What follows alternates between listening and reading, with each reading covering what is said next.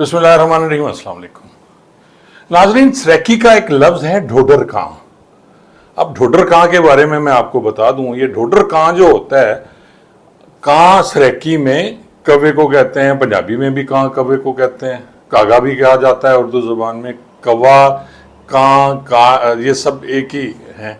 लेकिन ढोडर कां इनमें जो होता है, ये आम कव्वे से थोड़ा सा भारी जिस्म का होता है और इसकी स्टाइल कुछ मुख्तलिफ होती है और ये अपने आप को सुपीरियर समझने की कोशिश करता है। हालांकि होता ये भी कौवा ही है, उसे कां ही कहते हैं क्योंकि उसको अपनी भारी आवाज की वजह से और सुपीरियर समझने की वजह से उसे ढोडर कां कहा जाता है।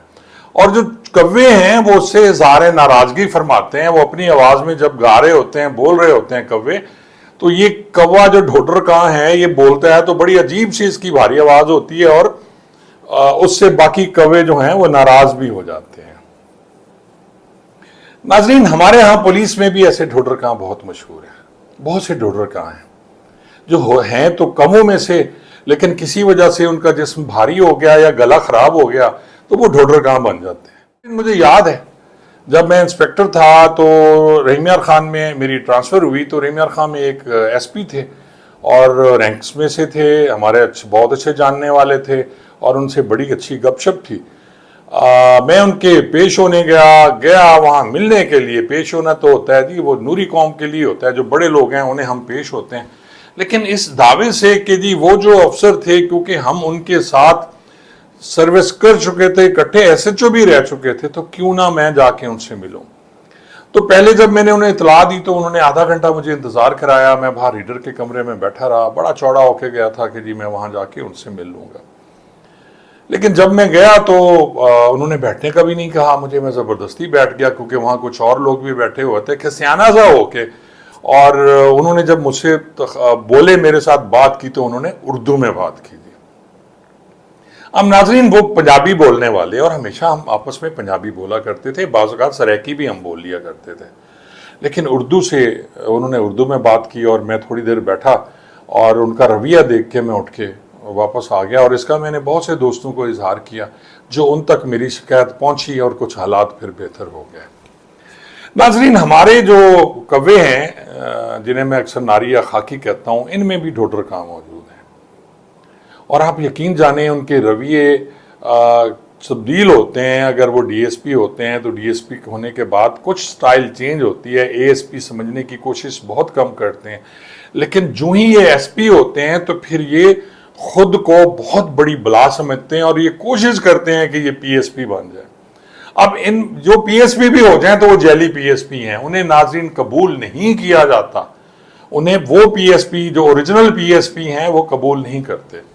मैं आपको छोटी सी मिसाल दे देता हूँ। मकबूल साहब हैं, जो अभी पिछले दिनों मैंने उनका इंटरव्यू भी किया था, तो वो अक्सर एक हमें मिसाल सुनाया करते थे कि जी मियाँ मकबूल साहब भी अराई हैं कौम के। अब ये अराई जो हैं ये सरेकी अराई हैं और जो पंजाबी अराई हैं नाजरीन वो तो अराई हैं, मियाँ साहबान कहलाते हैं और चौधरी साहबान भी कहलाते हैं। अब मियाँ साहब ने एक दिन बैठे अपने एक दोस्त को जो अराई थे, पंजाबी अराई थे, उन्हें जुगत की और कहा, चौधरी साहब जब इलेक्शन आते हैं तो आप हमें कहते हैं जी ये अराई भाई भाई हैं, यानी सराइकी अराई और पंजाबी अराई दोनों एक जैसे हैं, लेकिन जो ही इलेक्शन ख़त्म होते हैं तो आप हमें गाली दे के कहते हैं चलो तुम देसी अराई है वे और हम वलैती अराई हैं। तो नाजरीन, यहाँ भी यही है कि देसी वलैती का चक्कर है और जो ये हमारे अफसरान हैं ये वलैती बनने की कोशिश करते हैं लेकिन वलैती हैं नहीं। नाजरीन, पिछले दिनों मुझे कुछ दिन कबल भावलपुर जाने का इत्तफाक हुआ और मेरी मुलाकात वहाँ चौधरी साजिद साहब से हुई। उनका इंटरव्यू आप देख चुके हैं। मियाँ मकबूल साहब से मुलाकात हुई और उसके बाद मैंने मुल्तान में शमस खान साहब जो एसपी हैं सदर, उनसे मुलाकात की।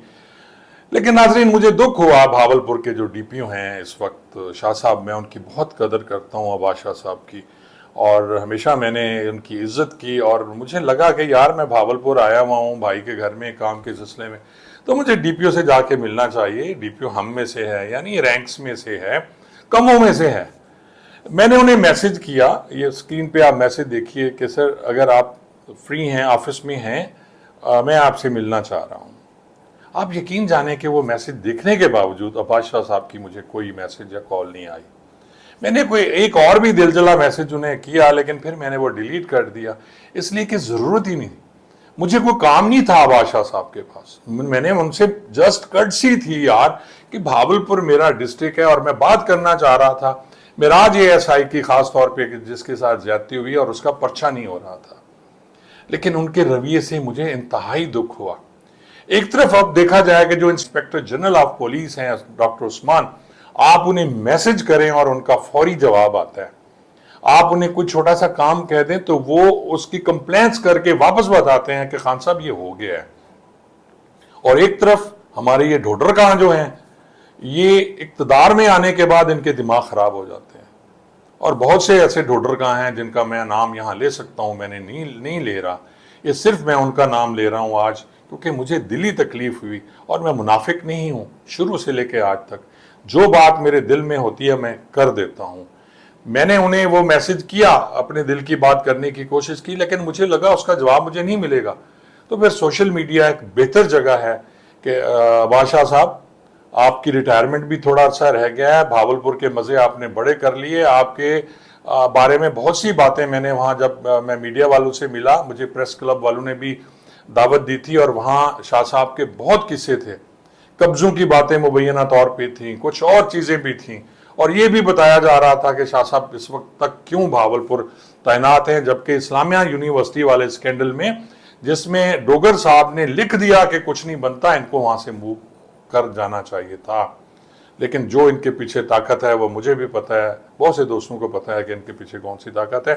میرا آپ سے گلہ بنتا تھا، میں نے آپ سے گلہ کر دی ہے، اور وہ میں نے سوشل میڈیا کے ذریعے کی ہے۔ آپ سے ریکویسٹ ہے کہ آپ کوئی ہیں، آپ ڈھوڈر کہاں نہیں ہیں، ٹھیک ہے، آپ ہم میں سے ہیں، اگر آپ ڈھوڈر کہاں بنیں گے تو ڈھوڈر کہاں کا انجام بہت برا ہوتا ہے، اور آپ کبھی بھی PSP افسر نہیں بن سکتے، نہ ہی انہوں نے آپ کو قبول کرنا ہے، اور یہ آپ بہت عرصہ پہلے دیکھ چکے ہیں۔ میرے دل کی بات تھی، میں نے کر دی، اب آپ کی مرضی ہے، آپ اسے اچھا سمجھیں یا برا سمجھیں۔ بہت بہت شکریہ۔